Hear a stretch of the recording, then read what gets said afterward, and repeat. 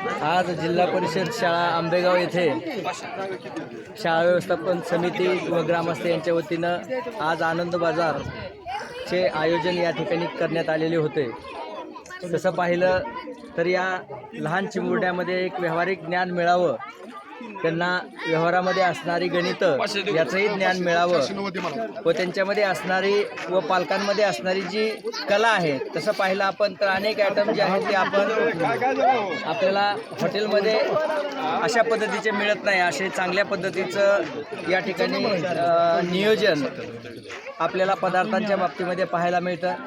तसेच शेतामधून आलेलं जे ताजं माळवं आहे, भाजीपाला आहे, त्याच्यामध्ये खराब कोणता, काकडी कोणती किडलेली आहे, याचंही विद्यार्थ्यांनी आम्हाला चांगल्या पद्धतीचं मार्गदर्शन गुरुजी आपल्याला यामध्ये लाभलेलं आहे। तर आत्ताच मी एका मुलाकडे, लहान मला वाटतं तो दुसरीलाच आहे, त्याच्याकडे काकडी घेत असताना एक कडू काकडी होती, खराब किडलेली काकडी होती। मी तशीच नजरजाग करून त्याच्यावरती ती खरेदी केली, तर त्यानं त्या कॅरीबॅगमधली काकडी जी आहे ती काढून मला बदलून दुसरी काकडी दिली। याच्यामध्ये विद्यार्थ्यामध्ये असणारा प्रामाणिकपणा जो आहे तोही त्याचा एक गुण आपल्याला याच्यामध्ये पाहायला मिळतो। विविध आयटम असतील यांचीही आपण सर्वांनी या ठिकाणी आनंद घेतलेला आहे।